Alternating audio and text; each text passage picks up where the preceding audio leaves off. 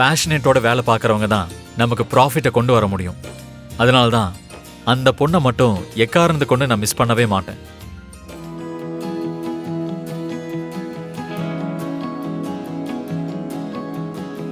அந்த பொண்ணு உண்மையிலேயே கிரேட்டு தானே அரவிந்தா? ஆமாங்க.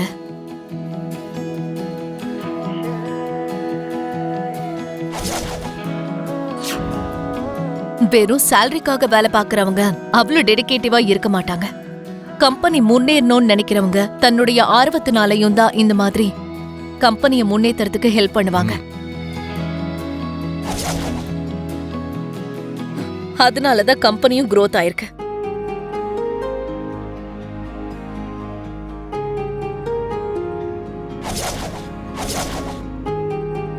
Mitra, anyhow congratulations.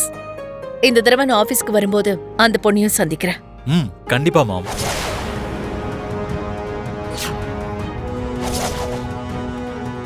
மனிஷா, நம்ம செய்யற வேலை எவ்வளவு முக்கியமானது, அது மூலமா நமக்கு எவ்வளவு லாபம் கிடைக்கும், அது இழந்தா நமக்கு எவ்வளவு நஷ்டம் கிடைக்கும்னு இந்த மாதிரி விஷயங்கள் எல்லாம் நம்ம எப்பவுமே ஞாபகம் வச்சுக்கணும்.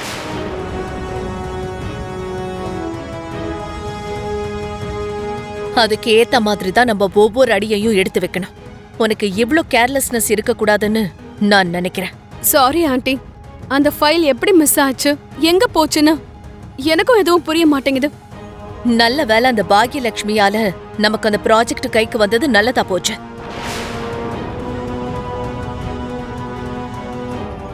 அப்படி இல்லனா அந்த ப்ராஜெக்ட் கைவிட்டு போறதுக்கும் அது நஷ்டமாயி போறதுக்கும் நீ மட்டும்தான் காரணமா இருந்திருப்ப. இனிமே அப்படி எதுவும் நடக்காம பாத்துக்கோ. சரிங்க ஆண்டி. மித்ரா, வாப்பா.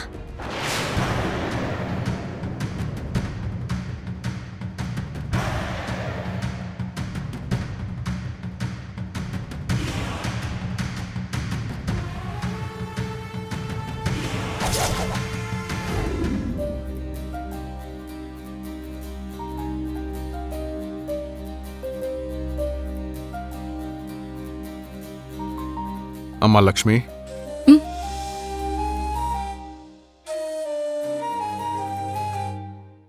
இன்னைக்கு எனக்கு ரொம்ப சந்தோஷமா இருக்குமா. எதுக்கு மாமா? அரவிந்தா லக்ஷ்மியை மதிக்கலனாலும் ஆபீஸ்ல இருக்கிற பாக்யலட்சுமியை ரொம்பவே மதிக்கிறா. மித்ரா இன்டைரக்டா உன்னை பத்தி தான் பெருமையா பேசிக்கிட்டு இருக்கான். அது எல்லாத்தையும் விட உன்னை பார்க்கும்போது எனக்கு ரொம்ப பெருமையா இருக்குமா.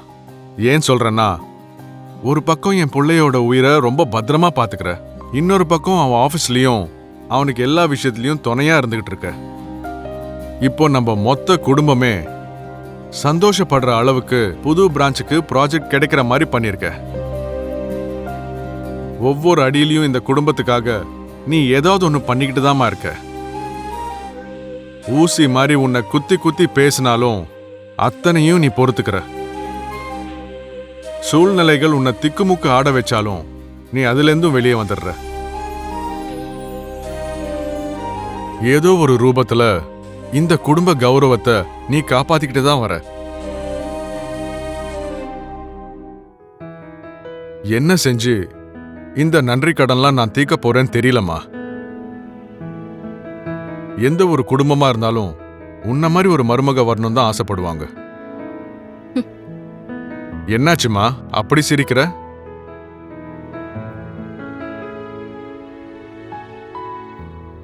எனக்கு தெரியும் லக்ஷ்மி, இதுக்கு முன்னாடி எங்க சுயநலத்துக்காக உன்னை இந்த வீட்டு மருமகளா கூட்டிட்டு வந்தோம். அப்படி இருக்கும்போது இப்போ நீ தான் இந்த குடும்பத்துக்கு ஏத்த மருமகன்னு நான் சொல்றேன்னு உனக்கு சிரிப்பு வருதுல்ல? ஆனா நான் சொன்ன வார்த்தை உண்மை லக்ஷ்மி.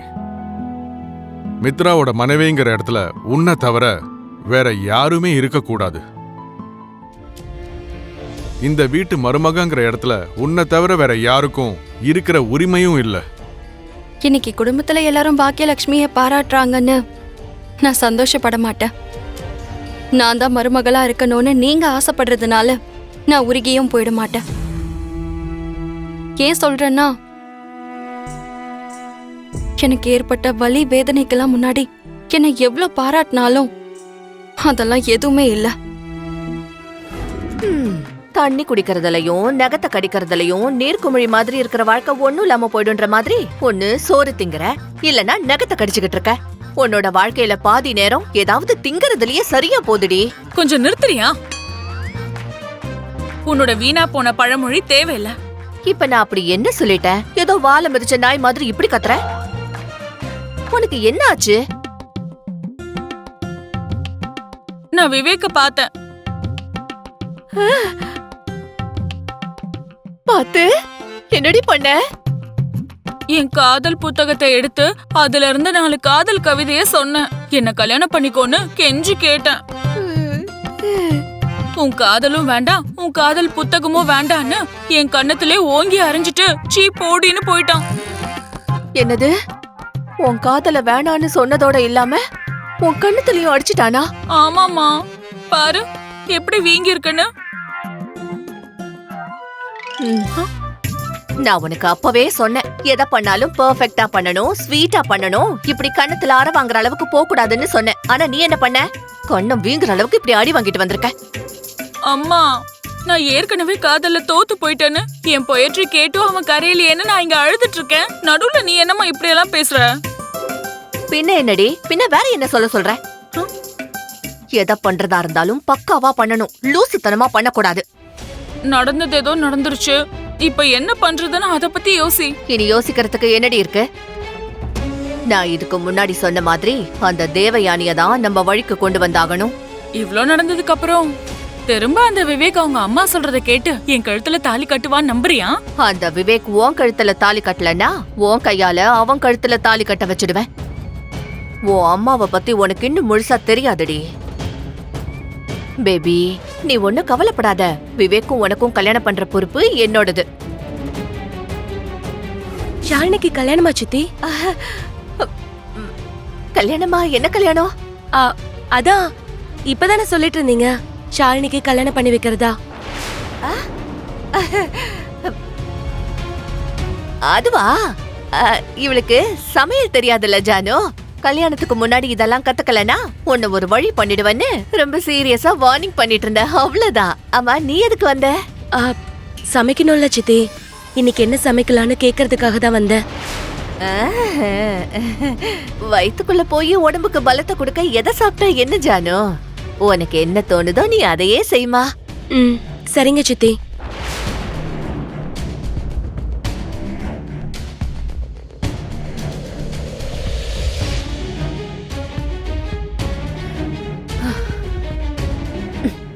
நீ அந்த வேலைக்கு அவத பிலாசபி பேசுறதெல்லாம் நிறுத்து. உன் கல்யாணத்தை யார் கூட எப்ப பண்ணணும்னு எனக்கு தெரியும். சரி.